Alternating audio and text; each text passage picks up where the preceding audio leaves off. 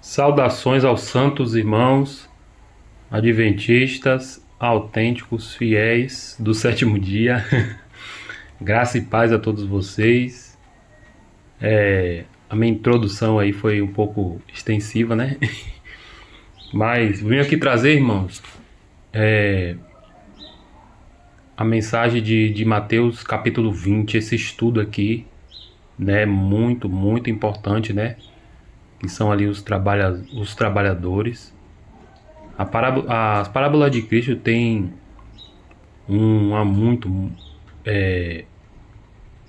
muito importante para nós e lições bastante significativas, que nós tem que buscar saber, aprender, né, sobre as parábolas ali. E elas não iriam ficar fechadas, elas seriam reveladas, né? Que Cristo mesmo falou em Lucas 12, que tudo que está encoberto seria revelado, nada que está escondido estaria encoberto, jamais. Então, aqui está um tema de muita importância, né? E agora a gente vai saber, esse vídeo aqui eu vou procurar dividir eles em partes, né? Para não ficar muito extensivo, muito grande. Espero que você compreenda. E também, se você quiser, tem material para leitura. Talvez a pessoa não consegue entender em vídeos, mas possa ser que entenda lendo, né, melhor. E também é importante que você leia, porque é bem melhor para você poder ler e compreender. Vamos aqui iniciar os trabalhadores de Mateus 20. As profundidades da parábola de Jesus. Que, como eu falei no início, que tem muitas profundidades. Todas as parábolas de Mateus 13, de Mateus 20, Mateus 12, e entre outras, né? De Lucas também. Lucas também registrou também parábolas. São muito importantes. E Cristo não ia falar essas parábolas para ficar aí à toa, sem ninguém saber o que significa. Não, jamais. Ele ia deixar aí e ele enviaria, né? Escolheria um canal humano para poder interpretar essas parábolas para nós. E assim, e seria na igreja verdadeira, lógico, né? Que é a igreja adventista do sétimo dia. E aí então, cumpriu, né? Próximo estudo, mais vídeos à frente, eu posso trazer quem seria esse intérprete, né, das escrituras, o profeta após a irmã White, né? Creio que vocês possam ter ouvido falar, mas talvez não tenham compreendido. Mas aqui eu venho trazendo esse vídeo para ajudar, esses vídeos para poder ajudar você a poder entender sobre esse tema, esses assuntos agora que nós necessitamos para ficar em pé no grande e terrível dia do Senhor, certo? Aqui lemos Parábola de Jesus, página 2. Diz a Escritura: tudo isso diz Jesus por parábolas, a multidão, para que se cumprisse o que fora dito pelo profeta, que disse: abrirei em parábolas a boca, publicarei coisas ocultas desde a criação do mundo. Mateus 13, 34. Versículo 30 e 35. As coisas naturais eram o vínculo para as espirituais, cenas da natureza e da experiência diária de seus ouvintes eram relacionadas com as verdades das escrituras sagradas, guiando assim do reino natural para o espiritual. São as parábolas de Cristo, elos na cadeia da verdade que une o homem a Deus e a terra ao céu. Parábola de Jesus, página 2. Embora pareçam simples na superfície, né, o que ele fala, né, as parábolas do jeito que ele fala, parece ser simples, parece ser normal e tal, mas as parábolas de Cristo são de muita importância, pois encontramos nela verdades muito profundas são elos da cadeia da verdade, que une o homem a Deus e a terra ao céu. A parábola dos trabalhadores, de Mateus capítulo 20, é uma das parábolas mais profundas e significativa em todo o Novo Testamento. Agora vamos iniciar o nosso estudo citando o mesmo, o Mateus capítulo 20. Pega a sua Bíblia, eu tenho aqui na tela, mas eu lhe peço que você use a sua Bíblia, que é melhor, né? Se mais específico, uma Bíblia fiel, ok? Para você compreender a profundidade da Santíssima Palavra de Deus. Mateus 20, iniciamos verso 1. Porque o reino do céu é semelhante a um homem que é um chefe de família que saiu de manhã cedo para contratar trabalhadores para sua vinha. E tendo acordado com os trabalhadores, 1 denário por dia mandou para a sua vinha. E ele, saindo perto da hora terceira, viu outros que estavam ociosos no mercado. Verso 4. E disse-lhes: Ide vós também para a vinha, e dar-vos-ei o que for justo. E eles foram pelo caminho. E ele, saindo outra vez, cerca da hora sexta e da nona, fez da mesma forma. E ele, saindo cerca da hora 1/10, versículo 6 agora, encontrou outros que estavam ociosos, e disse-lhes: Por que estáis ociosos todo dia? Verso 7. E eles lhe disseram: Porque nenhum homem os contratou. E ele disse-lhes: Ide vós também para a vinha, e dar-vos-ei tudo quanto for justo, vós receberei. Assim, vindo à tarde, o senhor da vinha disse ao seu mordomo: Chama os trabalhadores e paga-lhes o salário, começando pelos últimos até os primeiros. Aqui é a parábola de Mateus 20, né? Uma imensa profundidade. Começa com os trabalhadores, os primeiros que foram chamados de lá do início, né, da igreja, até os últimos. E de início a gente vai saber sobre os primeiros trabalhadores, ok? Quem foram os primeiros, qual foi a sua mensagem, certo?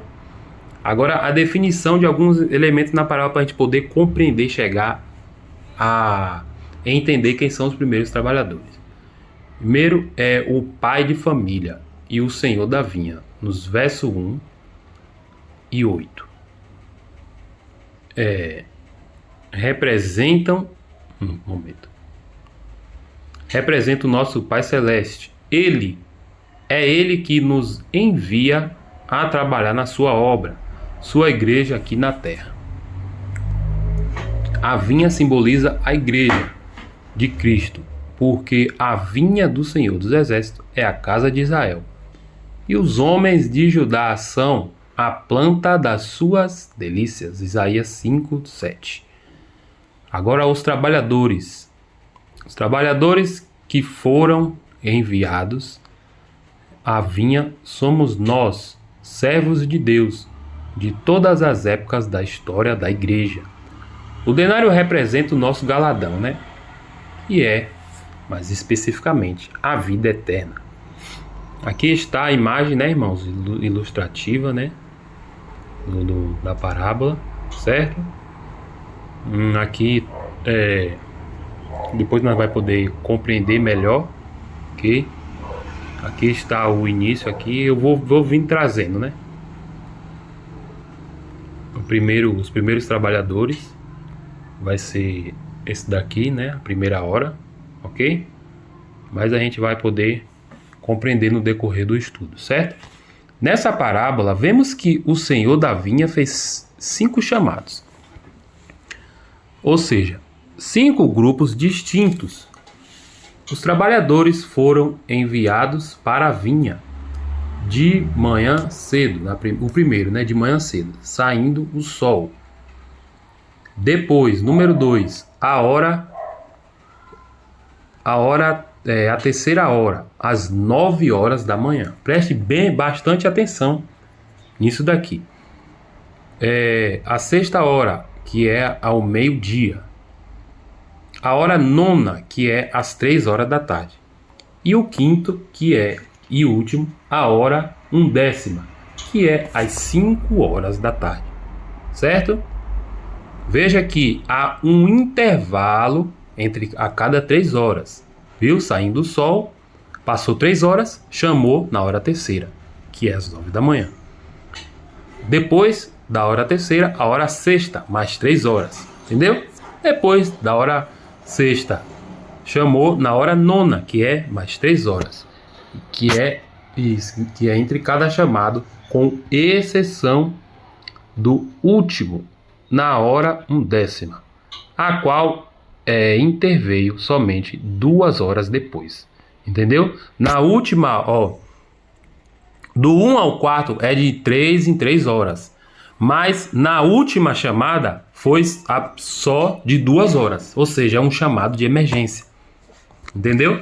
No último chamado foi simplesmente só de 2 horas. E a gente vai entender mais em vídeo mais à frente. Ok? Se você você vai assistindo, tem que assistir todos os vídeos para você poder entender sobre todos os chamados, certo, meu querido irmão? O qual interveio somente, certo, 2 horas depois do chamado da hora nona. Até que eu vou virar esse celular aqui.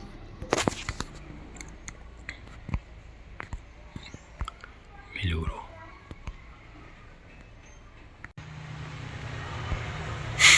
O qual interveio somente 2 horas depois do chamado da hora nona. E justamente 1 hora antes do pôr do sol, né? Foi o que? Às 5 horas da tarde. O pôr do sol é o que? Às 6 horas da tarde. Certo? É muito importante levar isso em consideração, né? Com certeza. Esse dia parabólico começa de manhã, cedo, terminando à noite. E termina a hora 12ª, às 12 horas. Ou seja, 6 horas da tarde hoje, né? Ao pôr do sol. Entendeu? É importante recordar o artigo, o sistema de contas às horas do dia, certo? A contagem dessa hora aqui, de Mateus 20, é modo contagem bíblica, não é do nosso, entendeu? Com o raiar do sol, começava-se as contas às horas do dia, indo até 12 horas. O sol se pondo, o próprio Jesus confirma esse fato. Vamos agora João 11, versículo 9. E Jesus respondeu: não há 12 horas no dia? Se alguém andar de dia, não tropeça, porque vê a luz deste mundo. Lembre-se que estamos falando da parte do dia, quando normalmente os trabalhadores saem para o seu trabalho, a parte esclarecida pela luz do sol, ou seja, a luz deste mundo. Agora vamos saber, já sabemos da definição da hora, né? Como é que funciona, agora vamos para a definição do sol. Ou seja, o sol sendo a luz deste mundo, João 11, versículo 9 e Gênesis 1,16, e visto que a parábola refere-se ao reino de Deus neste mundo, sua vinha, ou seja, ou sua igreja, então que coisa poderia simbolizar essa luz que nos guia neste mundo de trevas, senão a própria palavra de Deus? Lâmpada para os meus pés é a tua palavra e luz para o meu caminho. Salmos 19, versículo 105. Continuando a definição do sol. E temos muito firme a palavra dos profetas, ou seja, o espírito de profecia no ministério dos profetas, a qual bem fazeis em estar atentos, como a uma luz que alumia em lugar escuro, ou seja, o nosso mundo, até que o dia amanheça e a estrela da alva apareça em vossos corações. 1 Pedro 1:19. Então a Bíblia, a palavra profética mais firme, constitui a nossa luz, ou seja, o sol, essa parábola, entendeu? A lâmpada para o nosso caminho. Vemos já a primeira definição dos horários, agora a definição do sol, que é o que? A Bíblia, a palavra de Deus que ilumina o nosso caminho, certo? Agora vamos para os grupos de trabalhadores. O primeiro grupo a considerar são os trabalhadores que foram enviados à primeira vinha. Texto bíblico, porque o reino dos céus, Mateus 20, verso 1. Abre aí sua Bíblia, Mateus 20, versículo 1. Porque o reino dos céus é semelhante a um homem pai de família que saiu de madrugada, ou seja, de manhã cedo, né? A assalariar trabalhadores para a sua vinha. Quem são esses primeiros trabalhadores? Evidentemente, eles simbolizam os israelitas, os quais foram os primeiros a serem enviados à sua vinha. Exatamente. Os israelitas foram o quê? Os primeiros, sendo chamados, né, da terra do Egito, foram os primeiros ali para ir para a terra prometida, né? E ali Deus instituiu as coisas. É assim, ou seja, os judeus, o primeiro grupo. Também os israelitas, né? Os judeus foram os primeiros a serem chamados para a vinha do Senhor. E por isso eram altivos e cheios de justiça própria. Cuidavam que seus longos anos de trabalho os titulavam para receber galardão maior do que os outros. Nada lhe foi mais exasperante do que uma insinuação de que os gentios deveriam ser admitidos ao mesmo privilégio que ele nas coisas de Deus. É incrível, né? Parábola de Jesus, página 218. Aí veja agora a aliança dos israelitas, né? A aliança de Deus com os israelitas. Lemos agora Mateus 2, né? Mateus 2. Mateus 20, versículo 2. E ajustando com os trabalhadores a um denário, né, por dia, mandou-os para a sua vinha. Mateus 20, verso 2.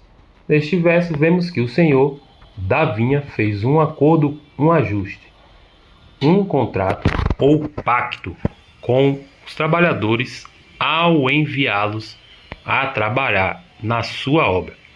O que significa esse pacto? Vamos em Êxodo 19, versos 5 e 6. Pega sua Bíblia, por favor, em Êxodo 19, versos 5 e 6. Que diz assim: Agora, pois, se diligentemente ouvirdes a minha voz e guardardes a minha aliança, então sereis a minha propriedade peculiar dentre todos os povos, porque toda a terra é minha. Verso 6. E vós me sereis um reino sacerdotal e o povo santo. Estas são as palavras que falarás aos filhos de Israel. Continuando agora em Salmos 105, versículo 8 ao 10. E lembrou da sua aliança para sempre, da palavra que mandou a milhares de gerações. 9. A qual a aliança fez com Abraão e o seu juramento a Isaque, e confirmou o mesmo a Jacó por lei e a Israel por aliança eterna. Então a gente vê que é uma lei, né? Foi um pacto importante que o Deus, né, o divino, o soberano Deus, grande Deus de Israel, fez uma aliança com os israelitas, né? Que aqui pós a saída do Egito, né? Aí aqui em Ageu a gente lê: conforme a palavra do pacto que fiz convosco quando saíste do Egito, e o meu espírito permanece no meio de vós. Não temais. Não adianta. Até o povo de Deus ir para o céu, o Espírito de Deus está entre eles. Não adianta o diabo querer enganar, fazer atrocidades. O Espírito de Deus está entre nós e está guardando o seu povo. Isso não quer dizer que você que se encontra errado diante do Senhor, né, que o Espírito Santo vai lhe guiar. Só buscando o arrependimento para assim ser guiado pelo Santo Espírito de Deus. Esse ajuste ou pacto de Mateus 20, verso 2, refere-se à aliança que Deus fez com os israelitas, né? O pagamento lá, o denário, refere-se a isso, de maneira especial no Monte Sinai, quando eles juraram solenemente guardar a aliança com o Senhor. Agora vamos ver a chegada da Bíblia com Israel, né? O fato importante com relação a esse primeiro chamado é a chegada da palavra escrita, ou seja, a Bíblia. Quem foi o primeiro a escrever os relatos que encontramos? Lógico, né? Moisés. O primeiro a escrever, né, a palavra de Deus foi o que? Moisés. Agora a gente lê aqui no Grande Conflito, página 7, né, que diz assim: durante os 25 anos da história humana, durante os primeiros 25 séculos da história humana, não houve nenhuma revelação escrita. Aqueles dentre os homens que haviam sido feitos receptáculos das revelações divinas comunicavam estas verbalmente aos seus descendentes, passando assim o seu conhecimento para gerações sucessivas. A revelação escrita data de Moisés, né, que foi o primeiro compilador dos fatos até então revelados, os quais enfeixou em volume. Esse trabalho prosseguiu por espaço de 1600 anos, desde Moisés, o autor de Gênesis, até João, o evangelista, que nos transmitiu por escrito os mais sublimes fatos do Evangelho. Grande Conflito, página 7. A Bíblia e os israelitas agora. A revelação da palavra escrita, a Bíblia, corresponde com o primeiro grupo de trabalhadores, né? Ou seja, os israelitas. Por conseguinte, as palavras de manhã cedo mostram que os primeiros raios de sol, que é a Bíblia, começavam a sair. Os primeiros livros bíblicos a serem escritos por Moisés, o grande líder que estava à frente do movimento do primeiro êxodo. A Bíblia sendo a nossa luz neste mundo de trevas, há uma perfeita harmonia entre a parábola de Mateus 20 e o chamado do povo de Israel, o primeiro grupo de trabalhadores. Entendeu, irmãos? Entendeu? O primeiro grupo de trabalhadores é o que? Os israelitas, né? Ali juntando com a Bíblia, né? O pacto que Deus fez ali com eles e tudo. Agora vamos ver qual foi a mensagem principal. Agora vamos saber a mensagem deles, né? Desse grupo de trabalhadores. A mensagem do santuário terrestre, né? O sistema dos ritos e sacrifícios, as leis cerimoniais, civis, morais e de saúde. Quem foi o líder visível? Lógico, Moisés. Então, para esse grupo não ficar muito aqui, tem 24 minutos, né? Eu agradeço a você, irmão, que assistiu esse vídeo até aqui. O próximo será aqui, o segundo grupo de trabalhadores. Quem foi esse grupo? Que é o grupo da hora terceira. Vamos aqui ver na imagem aqui. Ok, aqui o grupo da hora terceira, né? a gente vai saber. A primeira imagem é essa aqui, ok?